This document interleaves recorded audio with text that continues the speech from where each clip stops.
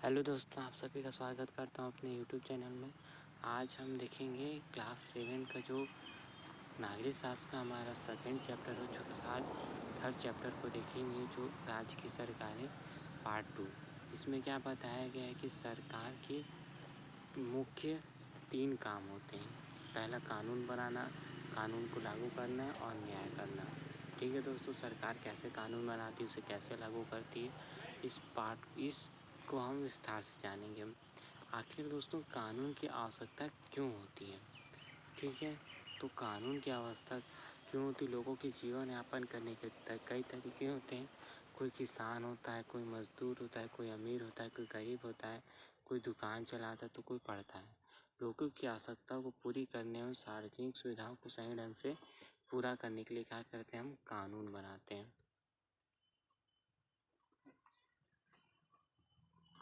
ठीक है दोस्तों, हम क्या करते हैं? कानून बनाते हैं। फिर कानून साथ ही विकास, शांति, सुरक्षा व्यवस्था को बनाए रखने के लिए सरकारी कानून बनाते हैं हम।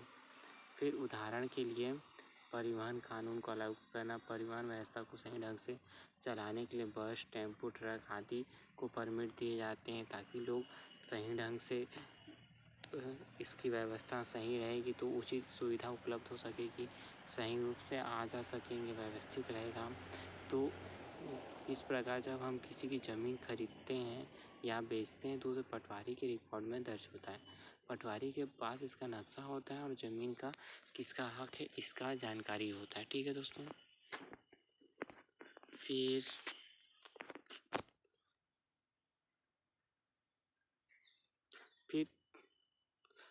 मतलब पिछले में हमने देखा था कि चुनाव कैसे होता है, कौन जीता था, कौन हारा था। फिर जिसकी सरकार बनी थी वो अब आगे कैसे कैसे काम करता है, इस चीज़ के बारे में हम पढ़ेंगे। तो जनता मिशन दल की सरकार बनी, 5 साल के लिए बनी। 5 सालों में विधानसभा की कई बैठकें हुई। इस बैठकों में कई समस्याओं पर चर्चा हुआ, कई मसले तय किए गए, जैसे किस स्तर पर कार, जीप आदि पर टैक्स लगाया जाए, किसानों को बिजली के किस दर पे दिया जाए, रहने के लिए घर है या नहीं है उसके लिए ज़मीन दी जाए, लगान माफ़ किया जाए। इस तरह के कई विषय विधानसभा में चर्चा किए गए।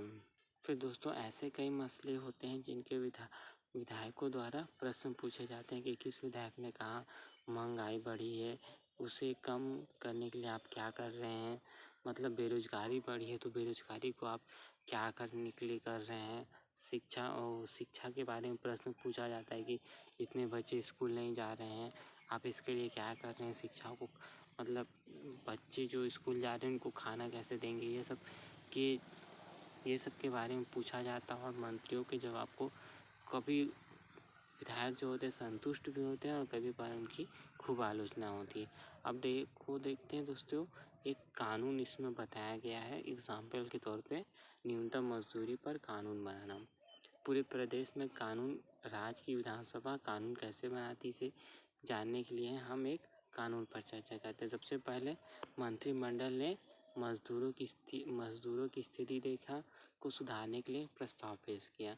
श्रम मंत्री ने विधानसभा में न्यूनतम मजदूरी का बिल पेश किया। पहले दिन प्रस्तावित क्योंकि प्रतियां बांटी गई, मतलब जितने भी विधायक थे उनको बताया गया कि ऐसा ऐसा हम कानून ला रहे हैं। तो श्रम मंत्री ने पिछले कुछ सालों में उत्पादन बहुत बढ़ा है लेकिन मजदूरी किसी की नहीं बढ़ी है। तो क्या हुआ, कई मजदूर संगठन ने इसके लिए हड़ताल किए तो उत्पादन में बुरा असर पड़ा। सरकार को जनहित में सोचना पड़ा। फिर सरकार ने एक बिल लाया जिसमें जो 70 रुपये थे मजदूरी उसको 100 रुपये कर दी और खेतिहर मजदूरी 50 के लिए 70 रुपये बढ़ा दी। फिर कुछ दिन बाद इस प्रस्ताव पर चर्चा हुआ, सभी ने बिल को ध्यान से पढ़ा, सभी ने विस्तार से विचार किया और कोई बिल के पक्ष में बोलता तो कोई विपक्ष में। फिर उसके बाद क्या हुआ, इस बिल पर बहुत दिन तक बहस हुआ। फिर किसी ने समर्थन किया तो किसी ने इसका विरोध किया। किसी ने बोला कि मजदूर स्त्री और पुरुष को समान वेतन मिलना चाहिए, इसके लिए भी इस कानून में कोई उल्लेख नहीं है और महिलाओं को आज भी पुरुषों से कम मजदूरी दी जाती है। फिर किसी ने पूछा सरकार यह ध्यान देगी कि मजदूरों को नई दर मिली कि नहीं मिले, महिला पुरुष को समान मजदूरी मिले कि नहीं मिले, इस सब के बारे में पूरा चर्चा हुई। फिर उसके अगले दिन क्या हुआ दोस्तों, मतदान हुआ। 38 विधायक एवं 2 अन्य विधायक दल के बिल के समर्थन में थे और कुछ विपक्ष में थे। मतलब कि किसी ने समर्थन किया, किसी ने नहीं किया। तो वोट पड़ने के बाद 40 पक्ष में थे और 29 विपक्ष में पड़े। तो ये बिल क्या हो जाएगा दोस्तों, ये पास हो जाएगा। इसके बाद राज्यपाल के हस्ताक्षर हो जाएंगे और हस्ताक्षर के बाद यह कानून बन जाएगा और राजपत्र में प्रकाशित हो जाएगा। फिर दोस्तों राजपत्र में प्रकाशित होकर जो अधिकारी हैं, जिलाधीश हैं, सरकारी अधिकारियों के पास यह आदेश जाएगा कि मजदूरी 50 रुपये से 70 रुपये से 100 और 50 से 70 रुपये कर दी जाए। और फिर कानून बनाने का तरीका, फिर इस तरह हमने देखा कि कुछ विषय जैसे कानून व्यवस्था, शिक्षा पर कानून बनाए गए। उसमें से एक बिल था जिसे विधेयक कहा जाता है। विधानसभा में पेश किया गया, खूब बहस हुई, विधेयक को फेरबदल किया गया, उसमें कुछ संशोधन भी किया।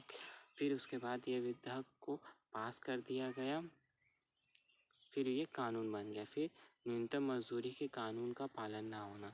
फिर दोस्तों क्या हुआ कि मतलब कुछ लोग थे जिन्हें पता चला कि अब 70 रुपये से 100 रुपये हो गई, लेकिन जब इन्हें काम मिला तो और इनके वेतन तो इनको केवल 40 रुपये ही दिया गया।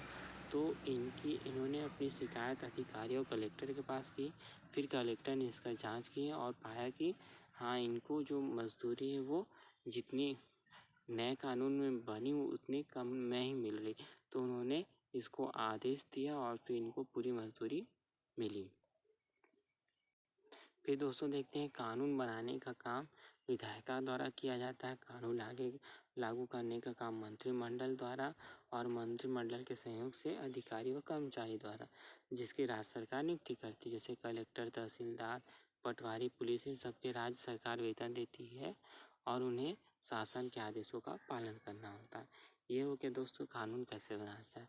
ये ठीक है दोस्तों, तो हमने जैसे विधायक कैसे चुने जाते हैं, उन्हें वोट कैसे मिलते हैं, उनकी चुनाव की प्रक्रिया कैसे होती है, फिर उसके बाद जो विधानसभा होता है उसमें कानून कैसे पारित होता है, कितने वोट पड़ते हैं, कितने उस पर चर्चा कैसे होती है, फिर